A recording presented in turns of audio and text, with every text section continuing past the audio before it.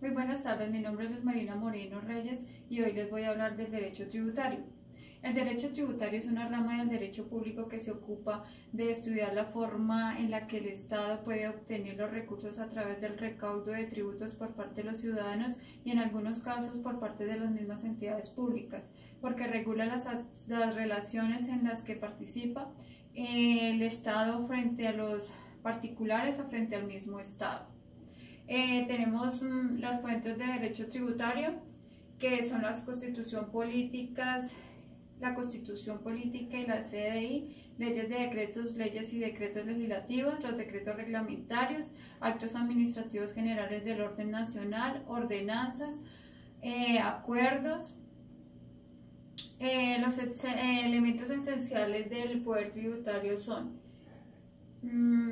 el poder tributario es la capacidad o facultad de crear tributos y definir esos 5 elementos esenciales, y dependiendo de lo que diga la Constitución de cada Estado, ese poder está en cabeza de una o varias entidades.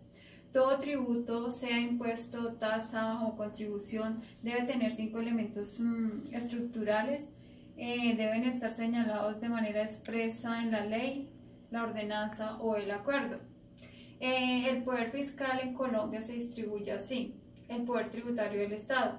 Nos referimos a la nación, es decir, al nivel central de la organización política. El poder fiscal radica en la cabeza del Estado, quien lo ejerce por conducto del Congreso de la República, en el cual estamos representados todos los ciudadanos.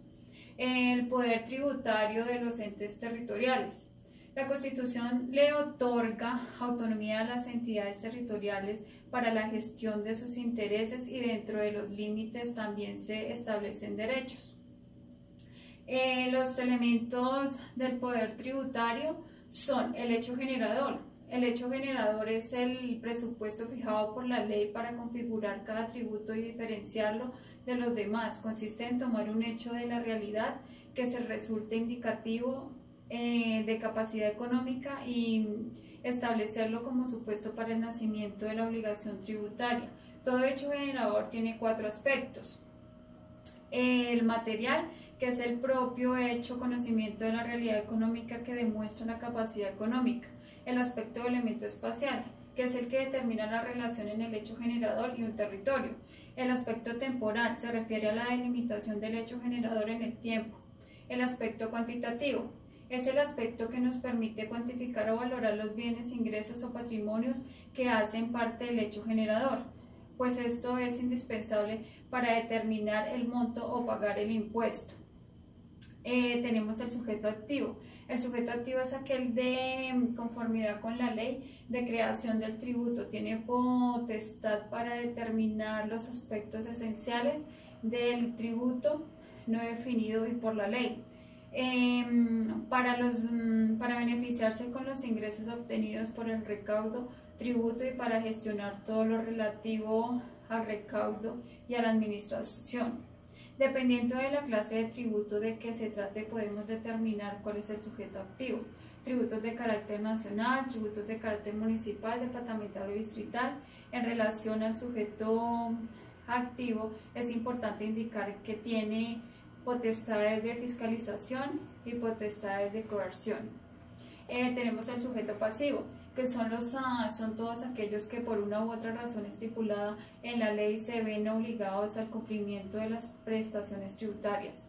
Existen 4 clases de sujetos pasivos, que es el contribuyente, los sustitutos, el responsable y el agente de retención. Está la base gravable, que es la expresión del hecho generador en términos monetarios, en la suma de la cual aplica la tarifa para obtener el valor del impuesto a cargo. Existen 3 métodos para determinar el aspecto cuantitativo de la base gravable, que es el método directo, método indirecto y método objetivo. También tenemos la tarifa, que es el monto en el cual multiplicamos la base gravable para obtener el impuesto a cargo. Las tarifas pueden ser 3 clases: progresivas, regresivas o proporcionales. Las vigencias de las normas fiscales en el tiempo. El momento de aplicar una norma tributaria es muy importante establecer cuándo comenzó la vigencia de esa disposición, sobre todo en los eventos en los que hay reformas tributarias. Pues en estos casos es fundamental determinar a partir de qué momento deja de regir la norma modificada por entrar en vigencia a la nueva. ¿Cuándo inicia? Esto en nuestro ordenamiento jurídico regia generalmente consiste en unas normas en que encuentran vigencia una vez han sido promulgadas, es decir, cuando han sido publicadas en el diario oficial, pero su aplicabilidad inicia 2 meses después de la fecha de promulgación o menos, a menos que la misma disponga algo distinto. Tenemos también cuál es el efecto de las normas. La regla general en que las normas rigen hacia el futuro, es decir, de sus aspectos se producen en poder en que inicia luego de la entrada en la vigencia.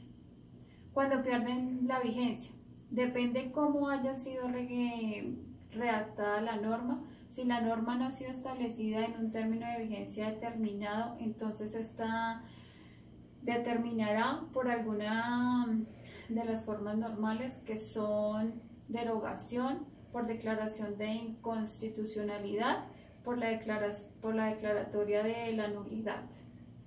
Tenemos los principios del derecho fiscal, que son la equidad, la eficacia, la progresividad, la reserva a la ley, la seguridad política, la generalidad, la no confiscatoriedad.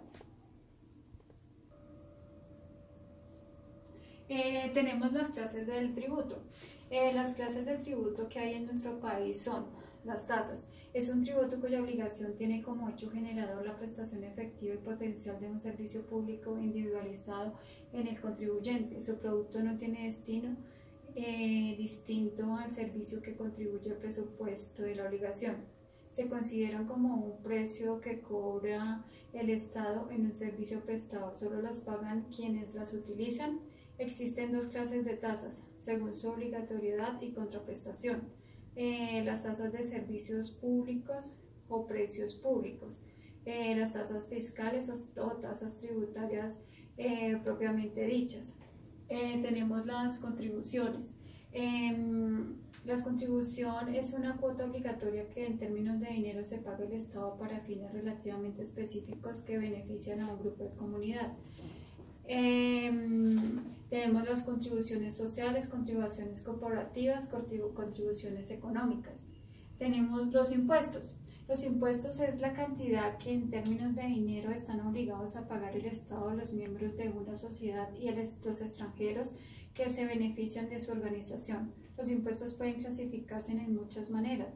Una de ellas es aceptada por la ley de presupuesto en Colombia, es la siguiente: impuestos directos y los impuestos indirectos. Tenemos la obligación sustancial y deberes formales. Es el vínculo jurídico que existen entre las administraciones y el contribuyente, involucran los tipos de deberes. La obligación sustancial consiste en pagar el impuesto, una serie de deberes formales que son inscribirse, facturar, contabilidad, declarar e informar. La obligación de inscripción en registro. El registro más importante es el RUT, Registro Único y Tributario. Las facturas son soportes externos de las partidas que el comerciante lleva a contabilidad y le permiten verificar la actividad económica, conocer el valor del bien, conocer el nombre de las personas que intervienen en la operación. También llevar la contabilidad. Esta obligación no hace parte del estatuto tributario sino del Código de Comercio, pero la administración se apropia de esta obligación y la convierte en un deber formal. Declarar es un acto jurídico proveniente de los particulares en los que los contribuyentes consignan todos los elementos necesarios para liquidar los impuestos. Suministrar información tributaria es deber de informar. Constituye un tema primordial en materia tributaria, pues es la herramienta fundamental para determinar si el contribuyente ha pagado o no. Muchas gracias, Luz Marina Moreno.